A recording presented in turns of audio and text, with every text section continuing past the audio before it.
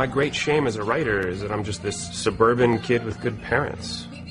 Hardly Dickensian, you know what I'm saying? Totally. It's not easy to be adored. You're worth the adoration, Annie. You're worth it. American indie rom-com Happy Thank You More Please marks actor Josh Radnor's first attempt at directing. The movie follows a group of 20-somethings in New York searching for love and meaning in life. This also happens to be the premise of How I Met Your Mother, the popular American sitcom which propelled Josh to stardom in Hollywood. Friend, I suggest we play a little game I like to call Have You Met Ted? No, we're not playing Have You Met Ted. Hi, have you met Ted? Hi, I'm Ted. Yasmin. It's a very pretty name. Speaking to the Straits Times Life when he was in town recently to promote the movie at the Singapore International Film Festival, Josh tells us if he's trying to play it safe with his directorial debut. Well, it certainly didn't feel safe. I mean, no, directing is safe. It felt riskier than, say, directing an episode of How I Met Your Mother, which I could do. You know, I could ask them and they would make that happen. It's not something I'm interested in doing. I mean, I guess there's a part of me that's risking or trying not to be too defensive. Like, no, it's not like How I Met Your Mother.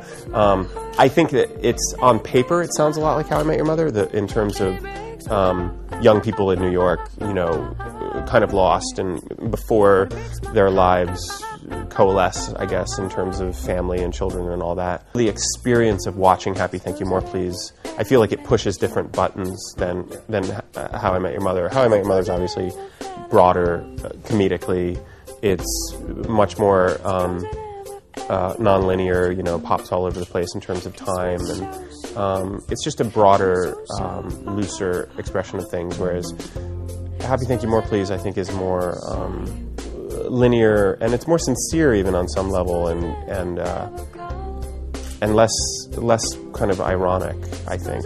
Josh also wrote and starred in the movie, which won the Audience Award when it premiered at Sundance Film Festival last year. He revealed that the movie was inspired by 3 particular ideas.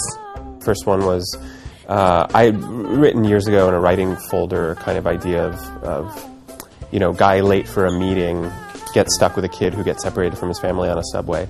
I also wanted to base a character on my friend Rachel, who has alopecia, which is what the character in the movie Annie has. It's an autoimmune disorder where you can't grow any hair on your body. And then I wanted to have a character end the movie singing that song, Sing Happy, by John Kander and Fred Ebb. Sing happy, sing me a sonnet all about rolling in gold. So I didn't know who would be singing it, I didn't know why this person would be singing it, I just thought, oh, we'll end the movie with a song, that'll be great.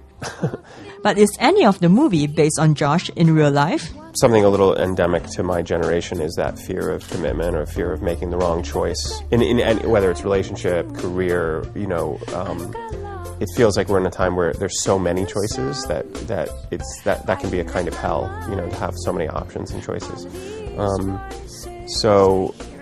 Yeah, I mean, I think it's less directly autobiographical and more like thematically autobiographical. These are just themes in my life that I was interested in exploring, and how to allow yourself to be loved, for instance. Like I always think I'm all those characters. Like I'm not just Sam. I feel sometimes like Sam number 2. I feel like Annie. I feel like Charlie or Mary Catherine. There's a lot of me in the movie, but I couldn't point to a part in the movie and say, oh yeah, that happened to me. Most of the time I'm sitting with my computer and imagining things.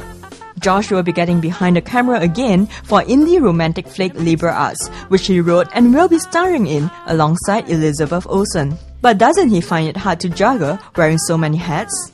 Yeah, but I also feel like because I created the script, I know, okay, the scene we're shooting, I know where that goes into the whole.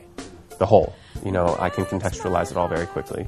Sometimes I lose my mind a little bit, but that's why you have a script supervisor and, your producer and all sorts of people that are helping you. Next, did you know Josh used to play lovers with How I Met Your Mother co-star Neil Patrick Harris in a play? More coming up.